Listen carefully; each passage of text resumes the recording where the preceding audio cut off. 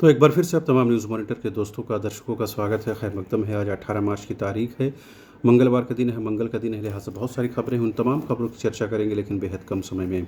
सबसे पहले बात करते हैं झारखंड विधानसभा के बजट सत्र की। आज होली की छुट्टियों के बाद झारखंड विधानसभा का बजट सत्र शुरू होने जा रहा है। विपक्ष हमलावर रहेगा, चूँकि गिरिडीह में जिस तरह से धार्मिक उन्माद की घटनाएं हुई, इसे बीजेपी का राजनीतिक तौर पर इसे कैश करना चाहेगी।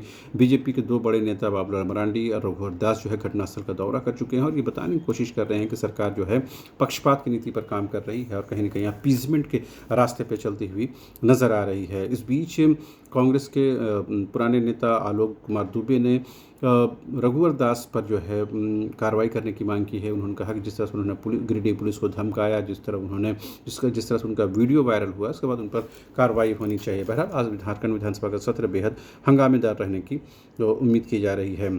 चाईबासा से एक मुश्किल भरी खबर है। वहाँ पर पुआल में, खेत में जो पुआल रखा हुआ था उसमें आग लगने से जो 4 मासूम बच्चे हैं वो जिंदा जल गए हैं। हालांकि ये घटना है या साजिश है, इस बात को लेकर के एसआईटी का गठन किया गया है। एसआईटी इस पूरे मामले की जांच कर रही है।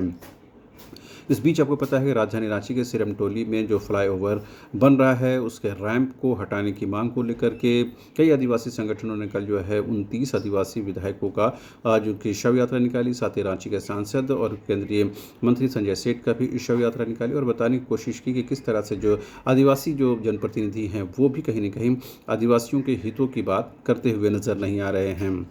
इस बीच दूसरे आदिवासी नेता केंद्रीय सरना समिति के अध्यक्ष अजय तिर्की ने कहा है कि जो लोग विरोध कर रहे हैं वो बीजेपी की बी टीम है, बीजेपी के इशारे पर काम कर रहे हैं, विपक्ष के इशारे पर काम कर रहे हैं, सरकार को बदनाम करने की कोशिश कर रहे हैं।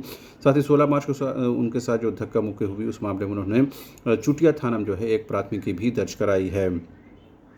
इस बीच आपको ये भी पता है कि मैया सम्मान योजना की जो लाभुकों की संख्या है वो घटी है, जिसमें 38,34,000 लाभुक रह गए हैं और इन तमाम लाभुकों के खाते में जो है राशि है मार्च तक की राशि भेज दी गई है। बीजेपी ने सवाल उठाए हैं कि लाखों लाभुकों के नाम काटे गए हैं, आखिर उसके पीछे वजह क्या है, सरकार को इसका जवाब देना चाहिए। इस बीच कांग्रेस के प्रदेश अध्यक्ष केशव महतो कमलेश ने जो है कांग्रेस के राष्ट्रीय महासचिव वेणुगोपाल से दिल्ली मुलाकात की है और झारखंड में जो कार्यक्रम चलाए जा रहे हैं उसके बारे में विधिवत तौर पर उन्होंने जानकारी निर्गत की है। इस बीच पेसा के इम्प्लीमेंटेशन को लेकर, नियमावली को लेकर के कई तरह के जो आंदोलन है वो आपको झारखंड में देखने को मिलेंगे। खास करके जेपीआर में संशोधन की मांग के बाद ही नियमावली बनाने की मांग की जा रही है। झारखंड जन अधिकार महासभा ने कल इसके लिए प्रेस वार्ता की और बताने की कोशिश की कि सरकार को पहले संशोधन करना चाहिए, उसके बाद ही नियमावली को जो है इम्प्लीमेंट करना चाहिए।